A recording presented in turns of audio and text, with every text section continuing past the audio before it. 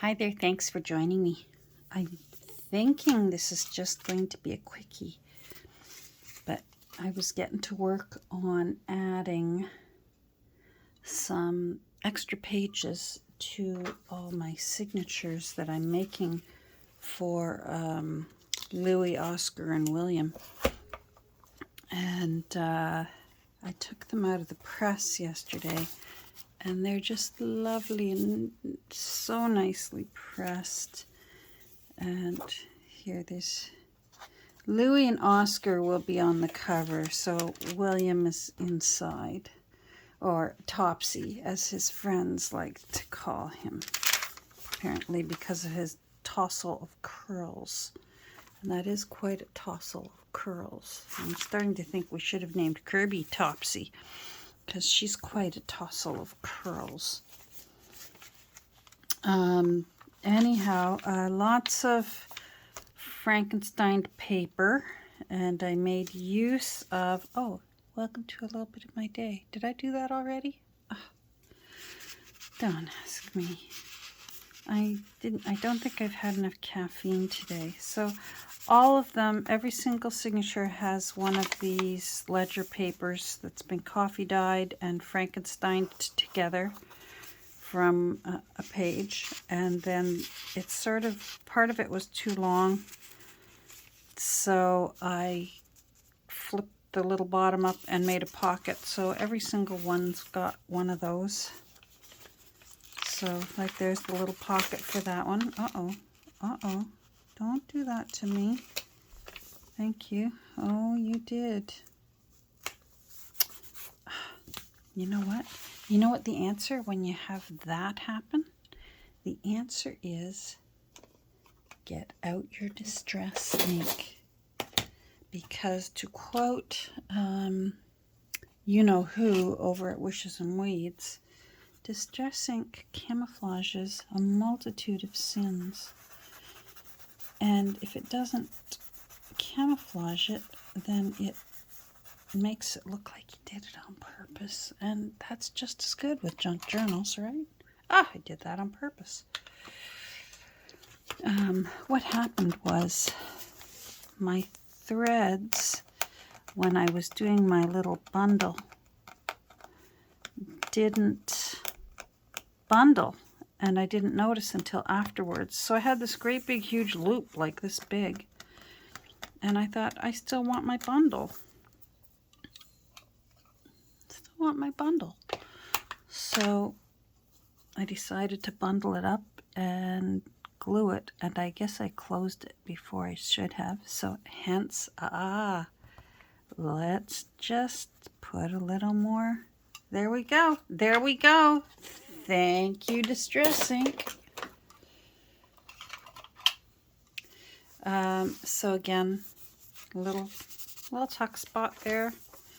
So again, I just find it easier when I'm making journals, once I decide how many signatures, and I'm putting 7 in this one. I always start off the first folio as just a sheet of plain tea-dyed paper, and I go from there. Now, sometimes they get switched about. Like, for example, in this case, on the very last signature, I don't want the tea-dye paper to be the last, or the first folio. I actually want a page out of the book because it's got a really cool picture on the back. And I want that to be the final thing you see when you open up.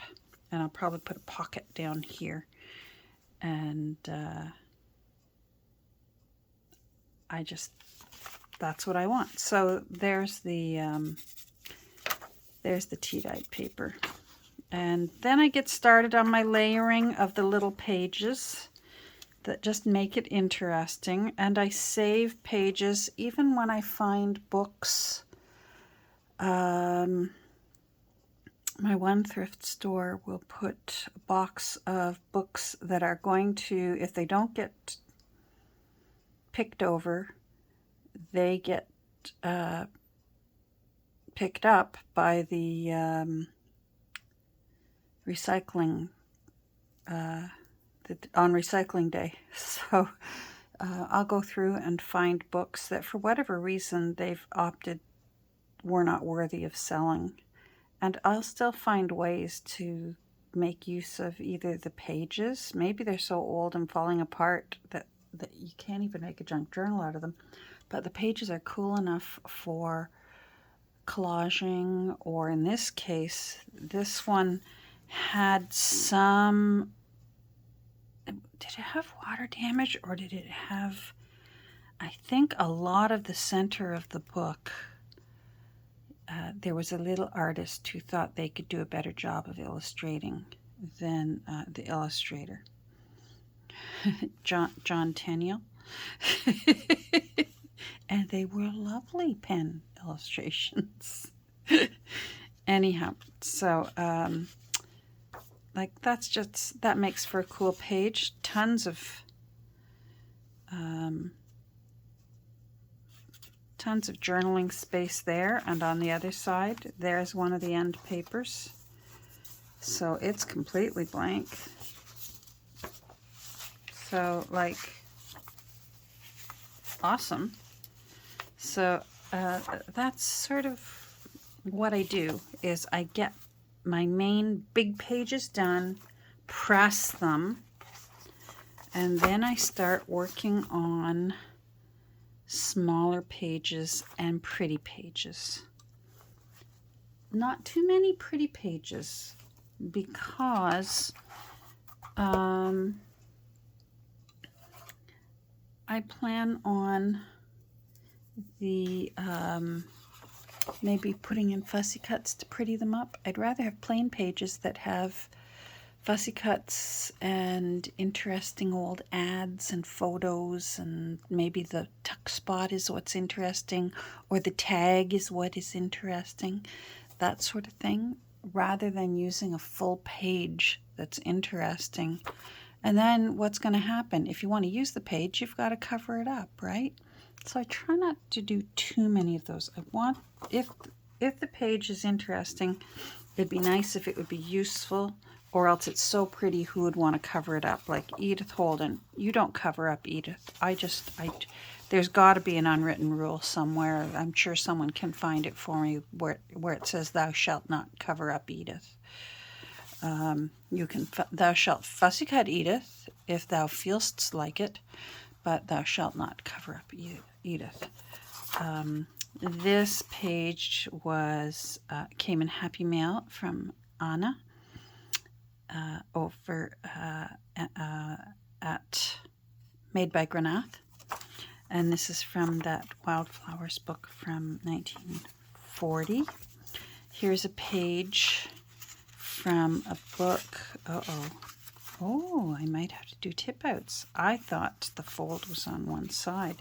It's got grass and leaves in it, and I rather liked that. So obviously I don't want to have to tear that open and put in a new fold. So I will, I'll make tip outs. That's fine. And so I just thought, I was feeling inspired by Nancy, who was feeling inspired by Julie when she was doing glued frankenpaper. Oh, here's some more really cool paper from Camille. Okay, Camille spoils me rotten.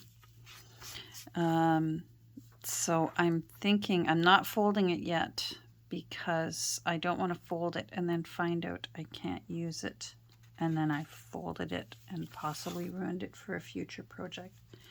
And I'm possibly going to add some blank music paper. We'll see. Possibly going to add some how to write in calligraphy. And then possibly a blank receipt. We'll see. But in the meantime, feeling inspired by Miss Nancy and Miss Julie. So I'm going to do my version. I have this book of Butterflies of England, And it's such a nice book because Butterflies and Moths of England. Because each page is a full picture of the male, the female, the caterpillar, and the pupa. And then on the other side is the information. And doesn't that make for perfect inserts to go into books? And with butterflies, you could put it sideways. I have done that. In this case, I'm going to put it in upright. I'm going to use it as the center folio so that we get the full prettiness of that. But I have room to make it wider. Where is my template?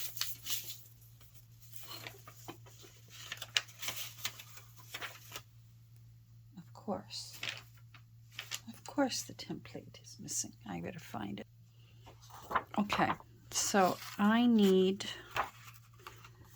do something to remind myself that I have trimmed it. I always trim just a smidge off the width of when I take a blank page out to be my template out of whatever book I'm working on, if I'm lucky enough to still have the text block. Fits in nicer. And but sometimes I second guess myself, and then I think, did I remember to trim it or not? And then I start having to measure, and so I do a little check mark and an arrow at the edge so that I know, okay, yes, I did. So anyhow, so the Frankenstein paper, let's see. So I don't mind that this is not tall enough, and I'm actually going to have to trim it a bit more, because what I want to do is I'm going to Frankenstein some of this beautiful tea-dyed paper. No, I didn't do it. My lacy tea dyeing does not look like this. I name drop constantly in my videos, but I'll confess, I'll tell you, Nancy made it. Anyhow, I have, this book is from 1968, so I wrote it in just to be sure. I want them the same height. So let's see what I'm going to have to take off. Fortunately, I've got room at the top to take,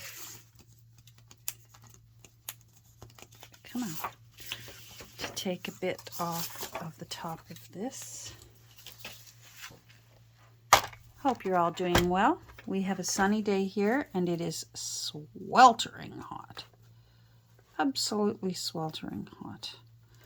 And I have a dog that doesn't care that it's sweltering hot. She wants to play outside anyways, and she's black. So she soaks up the heat like a sponge. And she's also a dog that, for whatever reason, really doesn't like drinking water. And it's such a chore to keep her hydrated.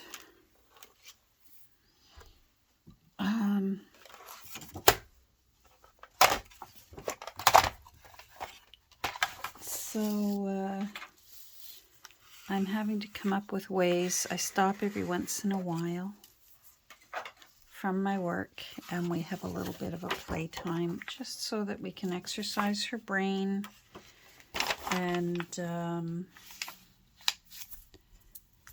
what I'm doing is, this is 8 inches wide, so I want it, it looks like I'm going to be able to have full use of both sides to make that page longer, and it will also create journaling space. So I'm going to use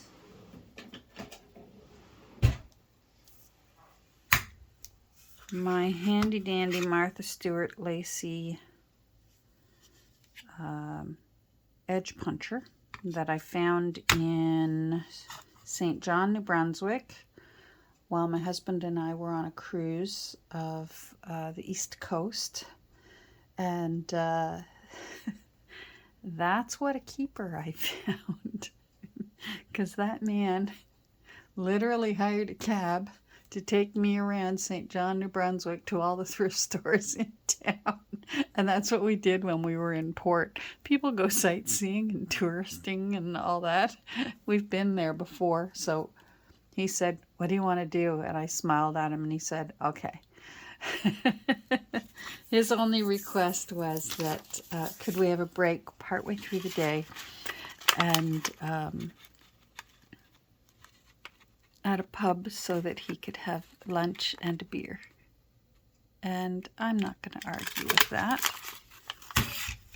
So, and I'm sure there's an easier way to do this, but I've never taken a scrapbooking class. So this is how I do it. I just move it along and marry it up with the pattern and cross my fingers and hope that I get it right.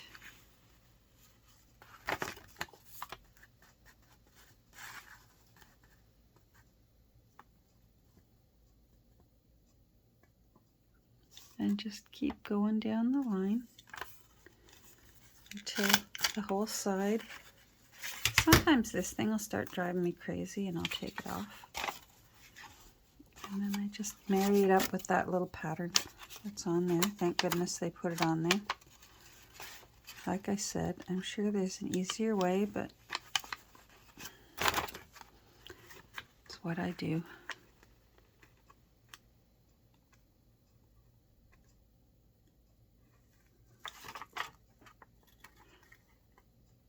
Anyhow, I found a whole bunch of these.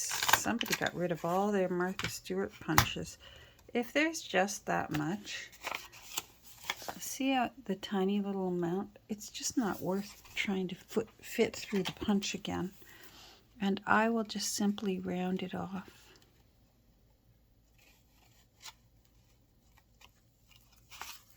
And it's good to go. And you might say, "Catherine, why didn't you do both papers at once? You only had to do that once." I've tried that before, and as much as I like this sweet little punch, it doesn't really like doing multiple sheets, and I find that I ruin my sheets. So I'd rather just take my time. I'm here to relax anyways, right? It's my blood pressure medicine for the day. Is working on my journals.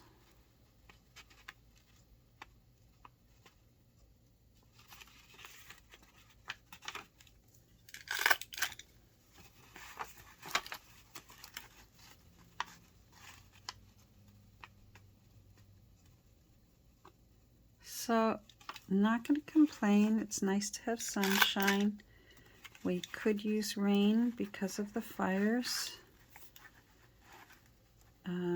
We survived all the fireworks this past weekend. Fortunately,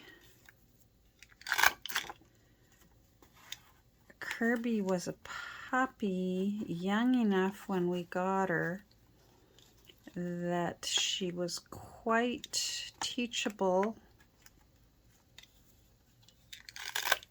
on the May long weekend. After we got her in March. So by the May long weekend, she was quite eager to receive tasty treats in order for doing good things, or, learning sit and lie down and stay and that sort of thing. And the puppy class that we went to, these tiny little things, I find they just get everywhere if I don't get rid of them right away. we had a class right before the May long weekend, and she said, all right, May long weekend coming up. You know what you're going to do this weekend? Because otherwise you're going to have yourself a dog that is terrified of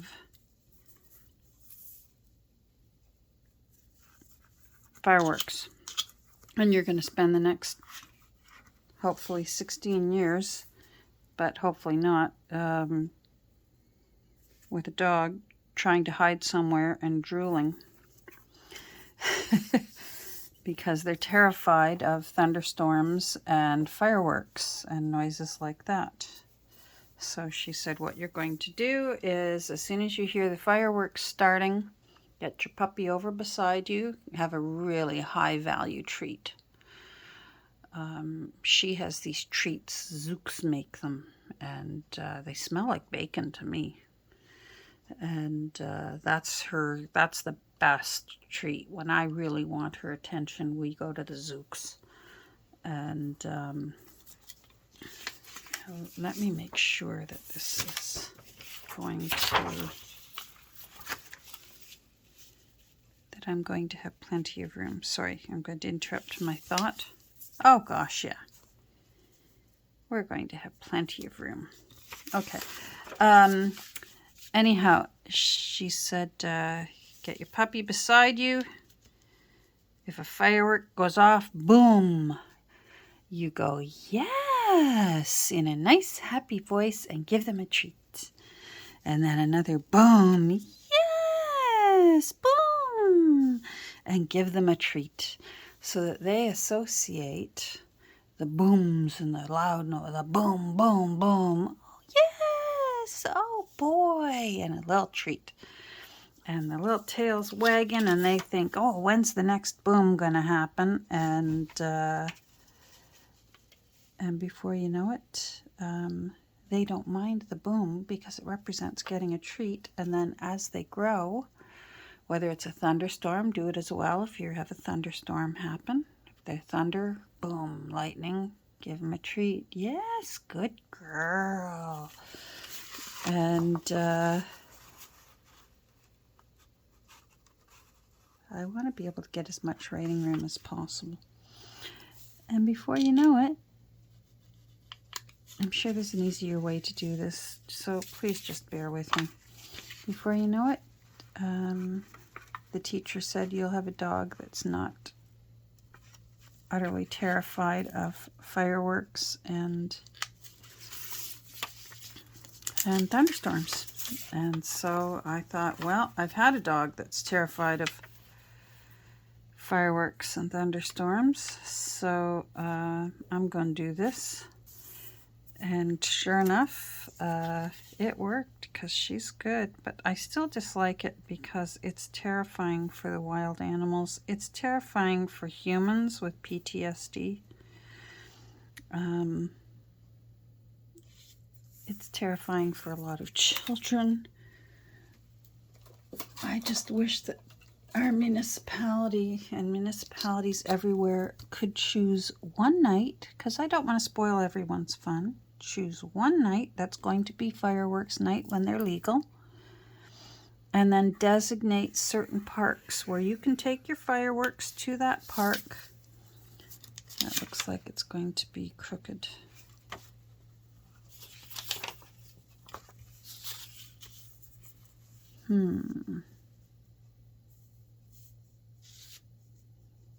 Let's see. That one looks a little better. I might recheck that one. Yeah, look at that. That's, oh yeah, no. Because I'm looking at this one. Anyhow, so have the one night, and say your family has purchased fireworks, then you take your water source and your sand bucket, and you've done all your research on how to safely set off fireworks, and off you go to the designated parks that are allowed to have fireworks. And you go there, and there's a designated time. Otherwise, not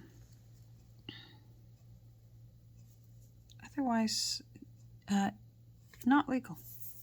That's what I say anyways. Yeah,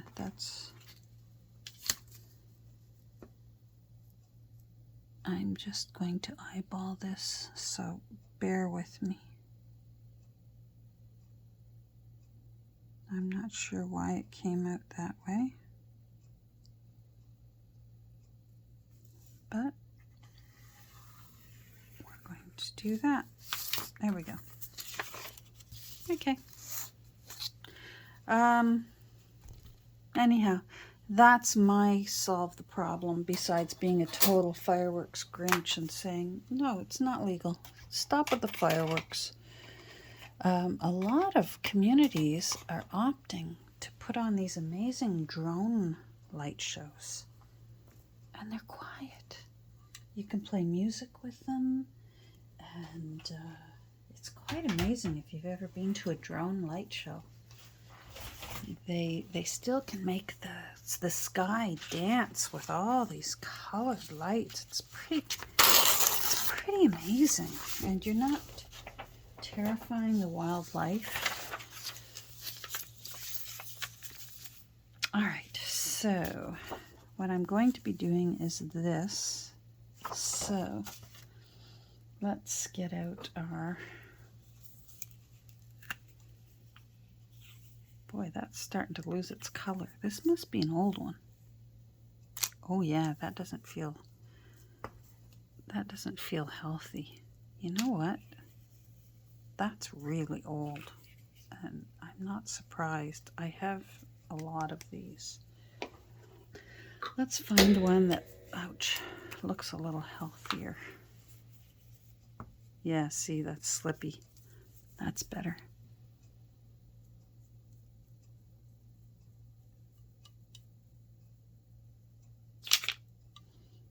Now you're probably thinking, Catherine, you've put glue down over there. I know. I'm going to try my best to be very, very careful. I hope this hasn't gone rusty. I never know what pins are stainless steel. And I had such a cute stick pin. A Christmassy one. I'm just putting a little runner of...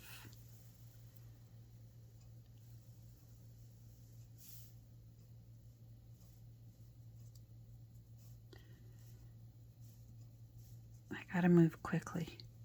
The glue stick wants to dry. Alright, I'm gonna move over. And then I'm going to lay this down. Let's cross our fingers. Yay!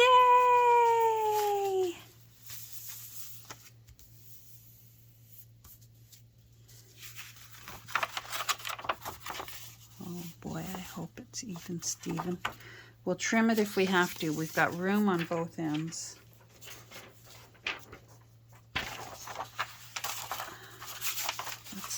Let's fold that. I think we can do it just to fold and get more use out of this. So, glue stick.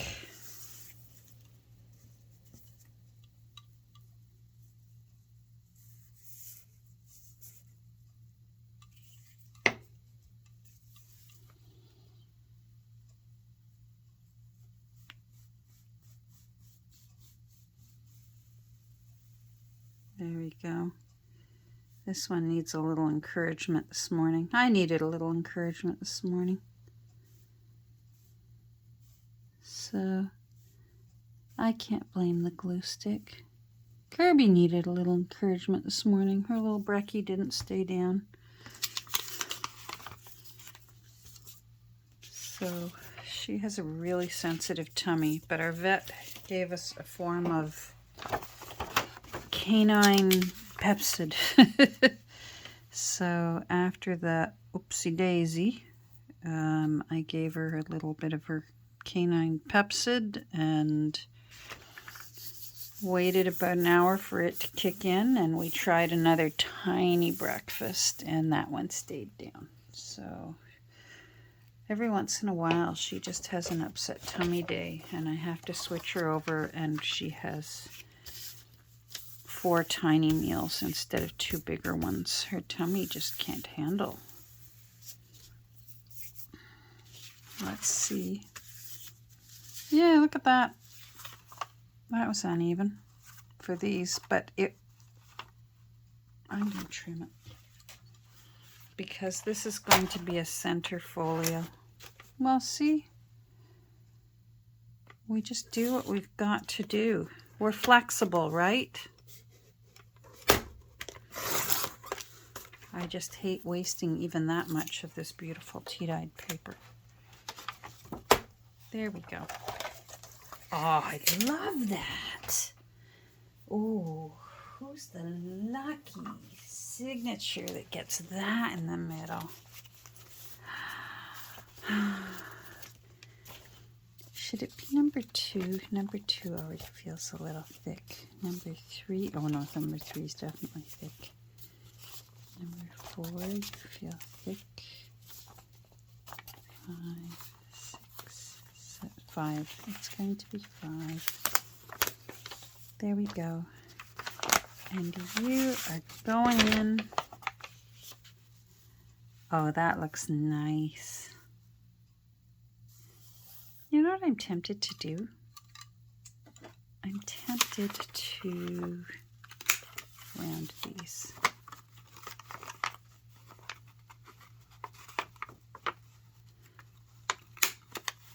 So if you have not seen Nancy's video on frankenpapering with just glue and not sewing as well, and she also will have the link over there for Julie's, I forget Julie's channel's name. She has the link over on hers. Go over and watch and be inspired to find different ways to frankenpaper. This is a little tidier than what they were doing. They were really going for the grunge, which it's just totally ideal for going for the grunge, and I will be doing that. But I just thought this beautiful page is deserving of these beautiful sides for journaling on. And then even on this side, look at all that journaling room here and at the side there.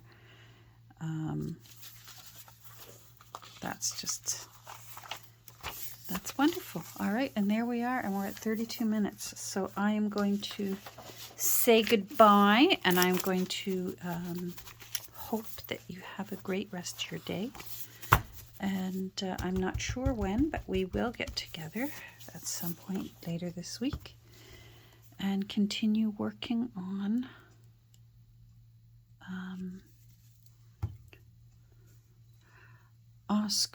Louis, Oscar, and Topsy, and finish up these